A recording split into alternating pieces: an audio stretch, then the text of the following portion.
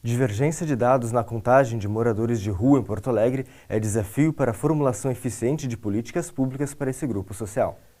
A unidade Santa Marta Porto Alegre abre as portas aos finais de semana para o atendimento de casos de saúde considerados leves. O registro de casos de escorpião amarelo aumentou em Porto Alegre. Nos últimos 3 meses, foram avistados cerca de 300 animais. As obras do quadrilátero central foram entregues no mês passado e já apresentam problemas de acessibilidade. Pessoas com deficiência visual reclamam da falta de recursos adequados para sua mobilidade nas calçadas.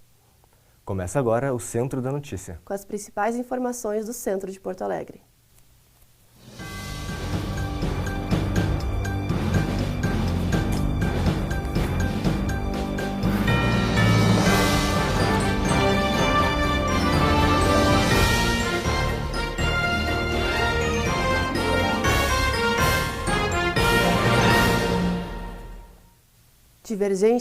Divergência de dados na contagem de moradores de rua em Porto Alegre é desafio para a formulação eficiente de políticas públicas para este grupo social.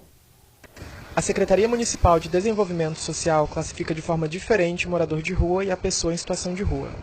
Na pesquisa divulgada pela Secretaria, pessoas em situação de rua que estão nesse ambiente temporariamente ou que utilizam a via pública apenas como estratégia de sobrevivência não foram contempladas no estudo. De acordo com essa metodologia, o número de moradores de rua caiu de 2.679 em 2020 para 2.371 em 2022.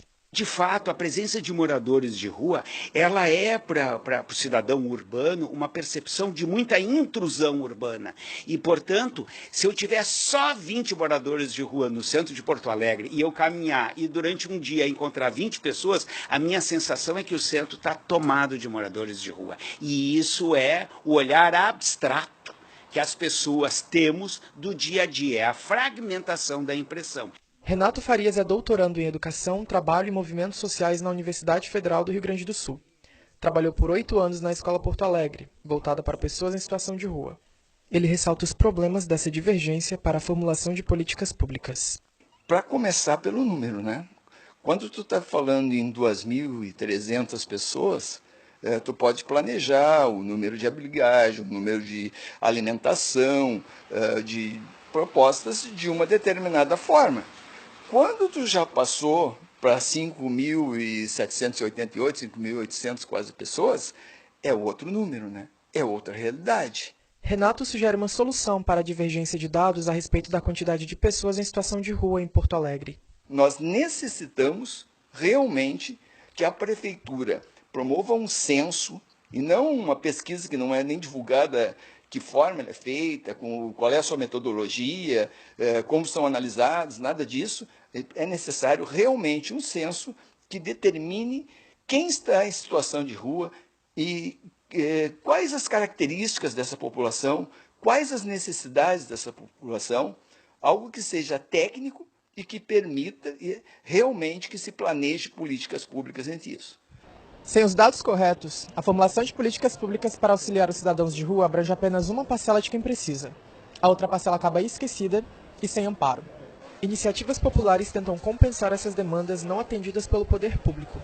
É o caso do Prato Feito, projeto social que surgiu em 2017 e que oferece, todo sábado debaixo do viaduto Brooklyn, comida para pessoas em situação de vulnerabilidade. Além da comida, a gente tem nossos parceiros, né? Tem o Barbeiros Guerreiros, que faz corte de cabelo, Médicos do Mundo, que vem com veterinários, com psicólogos, com dentista. Imagina quem está na rua, quando que vai ter um atendimento desses, né? Eles não conseguem nem entrar num hospital para ser atendido pelo SUS, porque ele está sujo, está cagado, está drogado, enfim. Então eu realmente acho que o PF e todas essas pessoas que estão aqui, esses grupos parceiros, são muito importantes para a sociedade. Luiz morou nas ruas por 12 anos.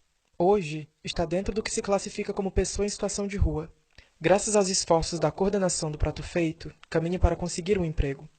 Para ele, está claro a conduta a ser assumida pelas autoridades sociais. O serviço social tem que ter essa consciência. Ele tem que aprofundar, ele tem que conhecer melhor a situação. Ele tem que estar presente junto ao povo. Correto? Ver as ansiedades e observar o que realmente atende a essa população. São programas assim que deixam muito a desejar. A unidade Santa Marta Porto Alegre abre as portas. A unidade Santa Marta Porto Alegre abre as portas aos finais de semana para o atendimento de casos de saúde considerados leves. A iniciativa é uma tentativa de desafogar as UPAs e emergências dos principais hospitais da capital. A Santa Casa, o Hospital de Clínicas e outras 4 UPAs de Porto Alegre chegaram a atender acima dos 200% da sua capacidade no início do inverno. De acordo com a Secretaria Municipal de Saúde, 75% desses atendimentos são de casos leves. A ampliação do período de atendimento no Santa Marta e outros 4 postos de saúde serve como uma alternativa à população durante o período de baixas temperaturas. A gente não tem uma UPA próxima, né? Então a gente necessita, principalmente no inverno, nos casos agudos, respiratórios, de urgência, né? Amenizar o sofrimento dessa população e a gente consegue dessa forma dar conta da demanda deste território. Só aqui no Santa Marta, a estimativa é que sejam atendidos cerca de 600 casos a cada final de semana. O pacote de ações da Secretaria Municipal da Saúde, chamado de Operação Inverno, deve durar até o início de setembro. E para ser atendido, basta que a população compareça a uma das 5 unidades aos sábados e domingos, das 10 às 19 horas. A gente teve esse período de diminuição de acesso às emergências, né? A superlotação das emergências diminuiu, as internações também, na medida que as pessoas foram procurando as unidades de saúde. Então, isso a gente avalia como um ponto muito positivo. As unidades dos bairros Bom Jesus, Restinga, Santa Teresa, Partenon e Centro Histórico já prestaram cerca de 5.700 atendimentos. Também aplicaram 11 mil vacinas nos últimos 6 finais de semana. Nós não tivemos em nenhum momento dificuldade de atendimento dessas pessoas e, com certeza, nos últimos finais de semana tem tido menos movimento, até porque no início foi um grande número de pessoas procurando, mas nós conseguimos ver que a fila do atendimento, né, a fila de espera já está diminuída tanto durante a semana quanto finais de semana. Isso é muito positivo para nós e para a população, né? Os moradores do Centro Histórico devem procurar a unidade em casos de sintomas respiratórios leves, tosse, coriza, febre e mal-estar. Os pacientes que apresentam falta de ar ou sintomas mais graves devem ir direto para as emergências. A unidade também está aberta para dispensação de medicamentos e vacinação contra a influenza, Covid e outras vacinas de rotina. Basta comparecer ao local com um documento de identidade em mãos. Aquele pai, aquela mãe, cuidador que não conseguiu levar durante a semana, pode levar a carteirinha no final de semana, que a gente tem as vacinas de rotina também. A vacinação contra o vírus da influenza segue disponível para toda a população nas unidades de saúde de Porto Alegre. De acordo com a plataforma Localiza SUS, em toda a capital já foram aplicadas mais de 500 mil doses desde abril, mês de início da campanha da vacinação. No posto Santa Marta, no Centro Histórico, mais de 33 mil pessoas já foram imunizadas. Os moradores do centro que ainda não se vacinaram podem se dirigir à unidade Santa Marta, na Rua Capitão Montanha, número 27. O horário de atendimento é de segunda a sexta-feira, das 10 da manhã às 9 da noite. Aos sábados e domingos, o horário é das 10 da manhã às 7 da noite. Basta levar a carteira de vacinação e um documento de identificação para se vacinar. Com 180 linhas de ônibus, o centro de Porto Alegre se torna destino ou passagem de boa parte da população da região metropolitana. O excesso de veículos causa superlotação do bairro e a lentidão no transporte público da capital. São 9.446 viagens diárias que passam pelo centro, contribuindo para que carros, lotações, ônibus e pedestres disputem as ruas estreitas do bairro. Todo dia, centenas de milhares de pessoas circulam pelo centro de Porto Alegre. Elas vêm de toda a cidade e região metropolitana. Elas podem chegar de barco, de trem, mas principalmente de ônibus. A superlotação é reflexo do modelo urbano escolhido pela capital gaúcha. O crescimento da cidade se deu a partir de uma península no Guaíba, onde se encontra hoje o bairro que de centro só tem o nome. Porto Alegre tem uma estrutura geográfica radial monocêntrica, né? Porque as principais avenidas, que são os principais eixos de deslocamento da população, eles começam do centro e irradiam para os bairros. E ao longo do tempo, né, o transporte coletivo ele foi utilizando esse sistema radial. Como Porto Alegre não tem metrô e os corredores só estão presentes nas grandes avenidas, ônibus e carros particulares dividem as mesmas vias, deixando o sistema ainda mais lento. Outro problema é o tempo perdido na parada e durante a viagem. Essa é uma das principais reclamações dos usuários. Mas é uma tortura. Sábado, domingo, tu nem sai de casa. Domingo, então... Eu passo em torno de 2 horas. Olha, todos os dias, se botar isso na semana, dava para estudar bastante. No momento, a Prefeitura trabalha no Plano de Mobilidade Urbana, que tem como objetivo guiar as políticas públicas em relação ao transporte na capital. Atualmente, se encontra na fase de pesquisa para entender o deslocamento dos moradores. Existem modelos alternativos, mas para isso é necessário ação. O modelo que poderia ajudar a melhorar isso seria o que se chama de um modelo tronco alimentador, ou seja, é um modelo onde as pessoas poderiam pegar um ônibus no seu bairro e descer num determinado ponto, seja um terminal ou seja uma grande avenida, e ali pegar um ônibus de maior capacidade que circularia num eixo, né, num corredor com prioridade. Esse modelo tem em várias cidades, talvez Curitiba, né, seja um exemplo mais atual, mas de qualquer forma precisaria, né, atacar essa questão, não tirando os ônibus do centro, não tirando a possibilidade das pessoas chegarem ao centro, mas mais no sentido de racionalizar isso, né, racionalizar as linhas, porque isso também vai acabar gerando mais economia e uma redução também no custo do transporte como um todo. Veja a seguir, o registro de casos de escorpião amarelo aumentou em Porto Alegre. Inconsistências no projeto da obra de revitalização do prédio atrasam a reabertura da usina do gasômetro.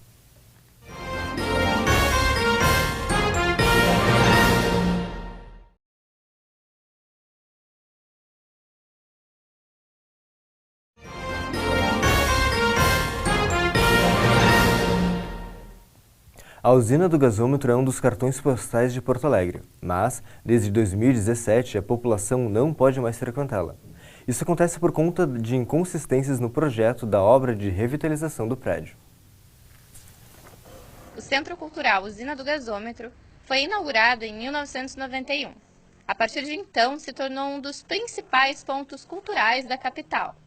Porém, o prédio fechou as portas para visitação em novembro de 2017. Para se adequar ao plano de proteção contra incêndios.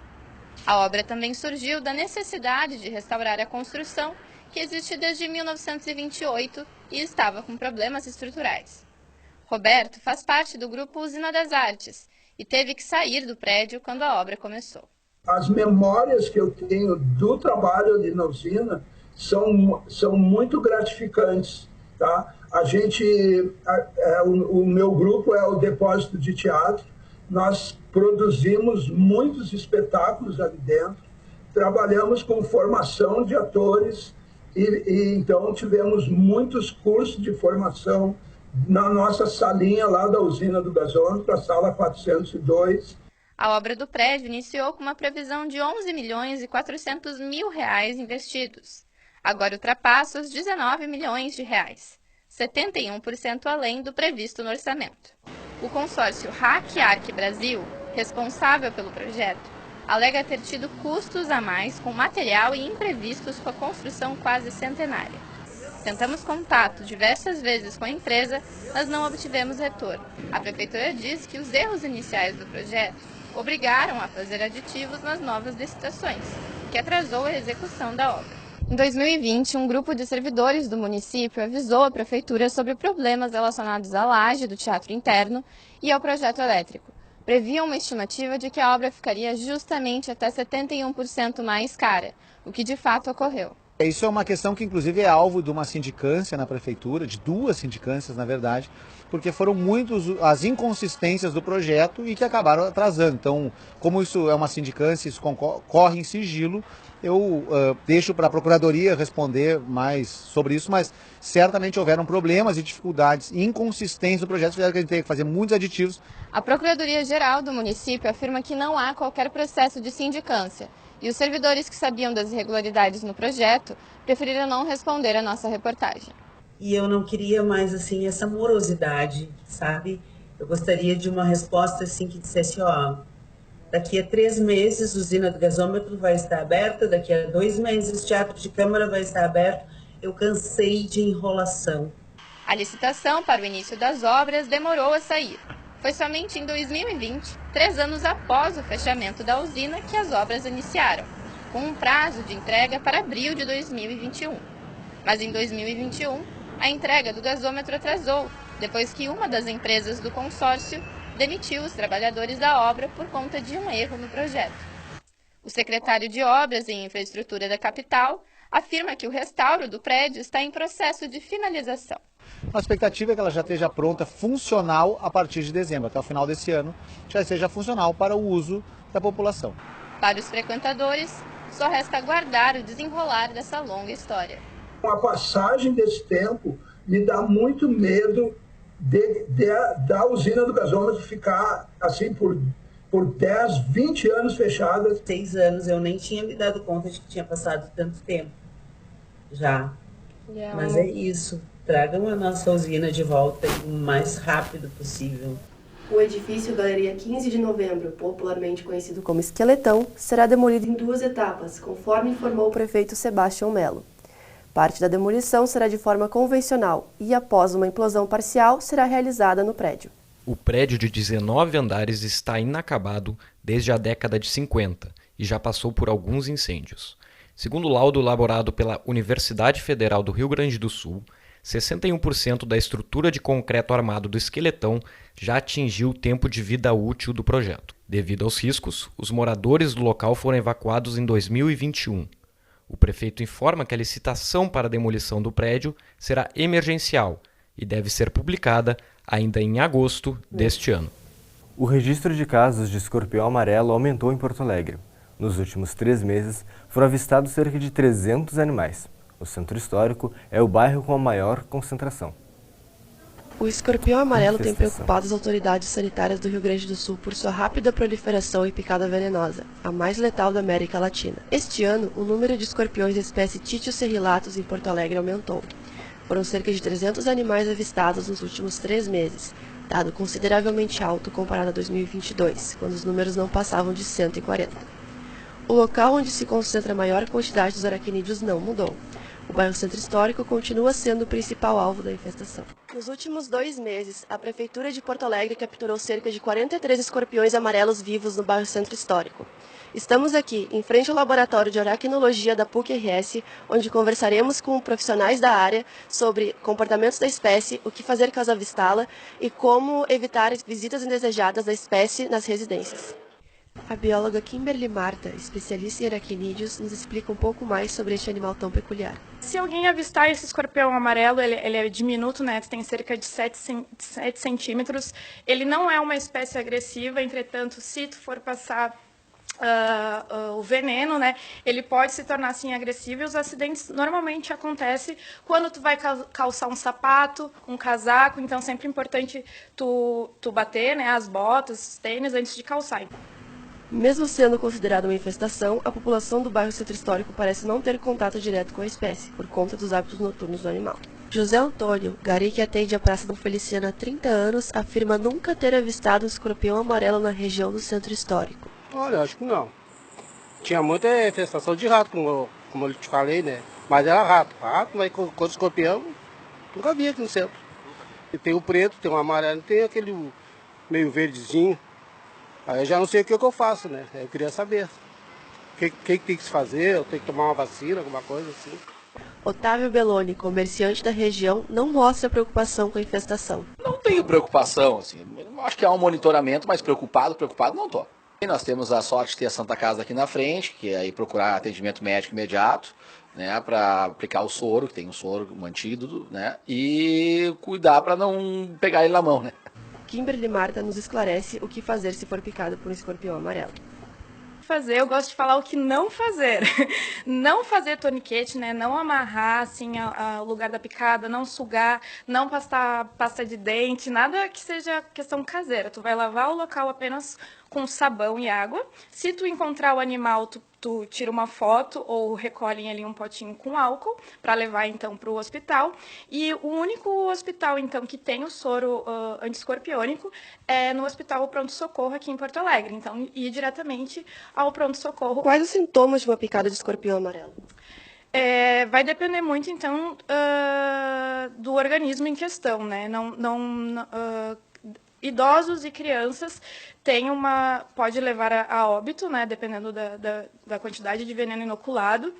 E também ele é neurolítico, né? Ele pode te dar tremores, taquicardia, febre acentuada. Então, sempre que tiver o acidente, é imprescindível procurar ajuda médica. Em nota, o Centro Estadual de Vigilância e Saúde ressalta pontos importantes que facilitaram a permanência do escorpião amarelo na região da Praça Dom Feliciano. Alta densidade populacional e condições sanitárias precárias, com acúmulo de sujeiras e restos de alimentos em alguns pontos do centro de Porto Alegre, que atrai a presença de baratas, principal fonte de alimento do aracnídeo. É comum os escorpiões se abrigarem nas redes pluviais e de esgoto, locais escuros e com baratas, calor e umidade, que são condições favoráveis para sua multiplicação. O uso de venenos não é indicado e apenas empresas especializadas podem fazer o controle químico dos escorpiões amarelos. Toda visualização de escorpião amarelo deve ser comunicada à Prefeitura de Porto Alegre pelo canal de serviço 156. Para mais informações sobre os locais com infestação, o Centro Estadual de Vigilância e Saúde recomenda tirar dúvidas com a Vigilância e Saúde de Porto Alegre pelo e-mail fiscalizaçãoambiental@sms.prefpoa.com. Agora, Amanda Flora nos traz a previsão do tempo para Porto Alegre. Esta semana teremos altas e baixas de temperatura na capital. Começamos a semana com predominância do calor. Na terça-feira, a temperatura pode chegar a 23 graus.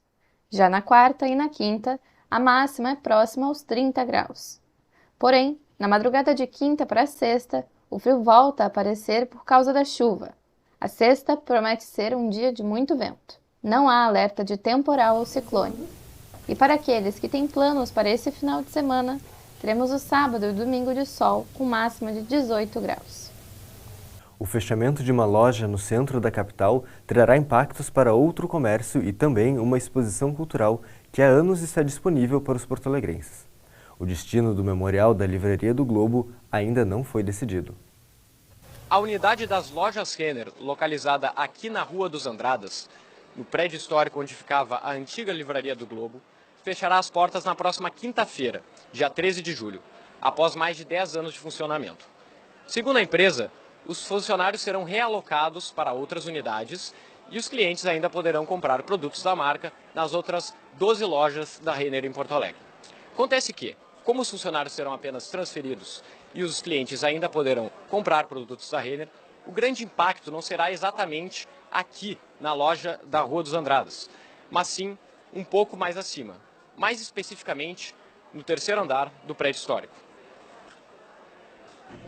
Dentro da própria loja fica localizada a cafeteria Chocólatras e nela o Memorial da Livraria do Globo, onde histórias da livraria e da literatura gaúcha são contadas. Com o fechamento da unidade da Renner, a cafeteria, que opera no prédio há 7 anos, terá que fechar as portas.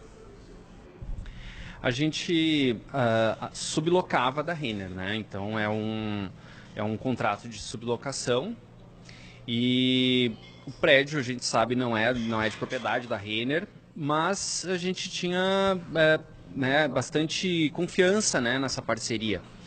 E de uma hora para outra simplesmente veio a notícia, né? Então foi bem complicado para nós. Segundo a empresa, aberturas e fechamentos são movimentos naturais do varejo. Agora, os 3 funcionários que aqui trabalhavam terão que buscar outras oportunidades de emprego. Depois de 7 anos trabalhando aqui, eu fico muito, como é que eu posso explicar, agoniante. Não sei explicar exatamente porque é um negócio que 7 anos aqui, não imaginava isso aqui fechando do nada. E assim, literalmente chegaram para nós, falaram que ia fechar e não tem outra explicação, daí fica naquele desespero de desemprego, enfim, outras coisas, né? Também fica localizado aqui na cafeteria o Memorial da Livraria do Globo, feito pela Renner quando instalou a sua loja aqui no prédio. Em comunicado oficial, a Renner afirma que, como já estava previsto, com a desocupação do imóvel, o acervo volta a ser de responsabilidade somente do proprietário do prédio. A empresa também comunica que Porto Alegre seguirá contando com o memorial como referência da cultura local. Apesar da nota pública emitida pela Renner, ainda não foi definido se o memorial continuará aqui, no prédio histórico da Livraria do Globo, ou se será transferido para outro local. Além do destino da exposição, ainda não sabemos onde que o escritor gaúcho Érico Veríssimo poderá seguir lendo o seu livro. Veja a seguir. As obras do quadrilátero central foram entregues mês passado e já apresentam problemas de acessibilidade. Pessoas com deficiência visual reclamam da falta de recursos adequados para sua mobilidade nas calçadas.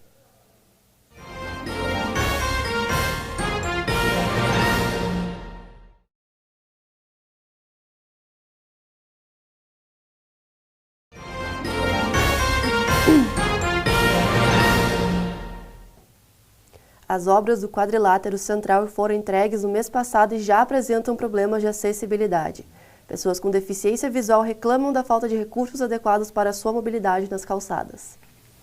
Pisos táteis irregulares em um só lado da calçada. Começam e terminam sem nenhum aviso. Além disso, os meios fios que antes eram elevados agora se nivelam com a rua em algumas vias. Essa é a realidade das ruas recém-entregues pelas obras de modernização do centro histórico e vem causando problemas para as pessoas com deficiência visual que circulam por aqui diariamente.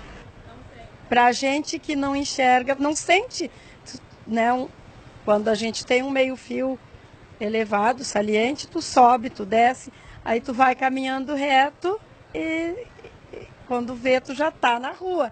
Isso nos atrapalha bastante. Tem muita falha no piso tátil e tem só numa calçada. Eu acredito que quem fez o estudo da obra, os engenheiros, arquitetos que fizeram, não pensaram nem um pouco, porque tem muita falha. É só andar poucos metros nas ruas do quadrilátero central de Porto Alegre que se percebe a falta de acessibilidade nas calçadas. E quando esses recursos estão presentes, a reclamação é a falta de um padrão necessário para a circulação das pessoas que precisam dessa assistência. A autonomia das pessoas com deficiência visual acaba ficando limitada por causa desses problemas presentes nas vias. Os pisos táteis auxiliam pessoas com baixa ou pouca visão a se locomover nas ruas, mas, em muitos trechos, eles são interrompidos repentinamente por tampões que os cobrem parcial ou inteiramente. Para a Prefeitura, as obras do quadrilátero trazem alguns avanços, mas ainda há trabalho a ser feito sobre a questão da acessibilidade. Claro que tudo isso ainda é insuficiente frente à demanda. Nós temos mais necessidades do que... Por que isso? Porque temos 250 anos de dívida. É isso. Estamos, assim, melhorando, né? Mas ainda não está, claro, longe está ainda o ideal. Sobre a questão das calçadas, a norma diz que deveria ser precisa ser de um lado só, dizem os técnicos e a turma da engenharia, quando foi feito o projeto lá atrás. Nós estamos executando um projeto que foi feito. De acordo com o secretário de Obras, o centro de Porto Alegre é uma região que foi crescendo ao longo dos anos sem planejamento e agora sofre com problemas urbanísticos. Nós temos aí, a Porto Alegre tem 250 anos, nós temos 250 anos de dívida com essa questão. Isso fez com que as tampas estão ali. Nós não temos como fazer.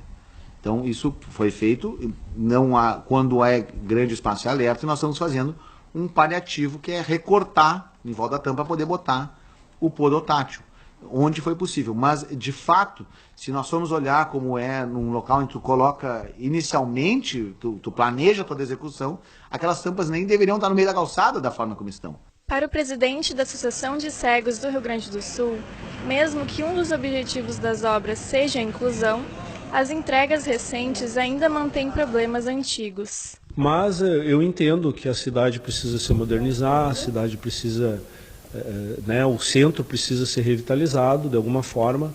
mas seria bom se contemplasse todo mundo, né? A falta de acessibilidade numa das sinaleiras da Avenida João Pessoa tem dificultado a rotina de pedestres que circulam diariamente na região. A sinaleira do cruzamento das avenidas João Pessoa e André da Rocha nunca está livre para pedestres na faixa próxima ao restaurante universitário da URGS. A passagem de carros está sempre liberada, ocasionando diversas situações de perigo para a população que atravessa a via. A empresa pública de transporte e circulação já foi notificada sobre o caso. Essa semana é celebrado um ano do retorno do comércio ao segundo andar do mercado público. Contudo, comerciantes já apontam a necessidade de novas reformas. Os 9 anos em que esse espaço ficou fechado foram difíceis para aqueles que ocuparam por anos esse espaço tão icônico do centro de Porto Alegre. A maioria teve que se adaptar em espaços menores no primeiro andar e dependendo de doações e da ajuda de seus clientes mais fiéis para se manter de pé. A gente sente falta, né? Porque é um patrimônio de Porto Alegre, né? Já é há anos, não é de agora. A primeira loja a reabrir foi a Associação de Artesãos Porto Alegre Solidária, uma organização que visa dar oportunidade para artesãos da cidade. Seguida, no outro mês, por uma série de restaurantes. Hoje, estão abertos 6 estabelecimentos. A reforma foi de responsabilidade da Prefeitura de Porto Alegre, em parceria com a Multiplan, tendo custo de 9,4 milhões de reais. Entretanto, os comerciantes já apontam melhorias a serem feitas. Conversamos com Maribel Kaufmann, uma das coordenadoras da Associação de Artesãos, para entendermos melhor.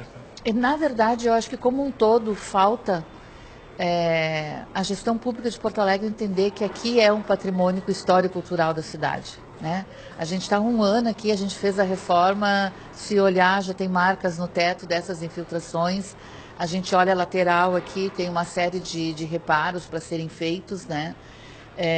A gente ouve muito dos turistas que já conheceram o mercado em outra situação e olham ele e acham que está numa situação de abandono.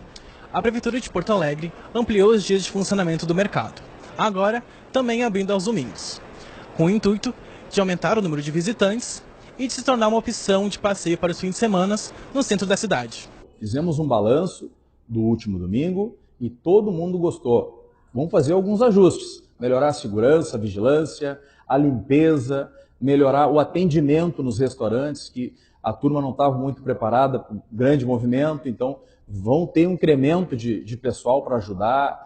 Agora, domingos estão abrindo também, né? Aos domingos o mercado abre, foi um sucesso essa semana, esse domingo passado. 10 mil pessoas visitaram o mercado público de Porto Alegre. Um dos mais bonitos do Brasil, vou te garantir isso. Um coletivo transforma a Praça da Alfândega em um espaço para sessões de terapia. A iniciativa tem como objetivo democratizar o acesso ao atendimento psicológico. Todos os dias, centenas de pessoas circulam pela Praça da Alfândega carregando suas dores e angústias. Sabendo que muitos não têm condições de pagar por uma sessão de terapia ou não têm tempo para ir ao consultório, o coletivo Psicanálise na Praça teve uma ideia: trazer o divã para o meio da rua. Então, o nosso coletivo ele surgiu em 2018, a partir de um acontecimento, né, político, de um silenciamento, que foi a morte da Marielle Franco, que aí então despertou assim, né, em alguns psicanalistas assim uma certa inquietação, né, e um desejo de poder fazer algo a partir de injustiças sociais e silenciamentos e enfim. Surgiu o coletivo Psicanálise na Praça com o objetivo de democratizar o acesso à psicanálise e escutar o que as pessoas têm a dizer. Todos os sábados, das 10 ao meio-dia, o coletivo senta em cadeiras de praia no meio da Praça da Alfândega para realizar um trabalho de escuta analítica gratuito. Em dias de chuva, é possível encontrar o coletivo na Praça da Matriz. Fazer um trabalho de escuta ao ar livre é um experimento e ao mesmo tempo um desafio para o coletivo. Trocar um espaço silencioso pelo caos de um local público está sendo um aprendizado. Cada dia é um desafio e a gente vai aprendendo também um outro, assim, em coletivo e também a partir, né, das pessoas que a gente escuta, assim, a partir da nossa experiência de escuta, né? Nesses 5 anos de projeto, comerciantes, moradores do centro e transeuntes já dedicaram um pedaço do seu dia para compartilhar seus medos, anseios e dúvidas. Desde janeiro que eu estou vindo para cá, porque me faz bem e eu gostei mais daqui do que o meu particular. Por quê? Porque aqui, devido a esse ambiente natural, ao ar livre, os passarinhos cantam, nossa, não tem preço. E o atendimento não tem explicação, assim, da doação deles, do carinho que eles têm, da dedicação que eles têm. Não deixam a desejar o particular de jeito nenhum. Tem um tal que eu troquei. O Centro da Notícia volta amanhã. Tenham todos uma boa noite. Boa noite. Fique agora com a novela Dona Xepa.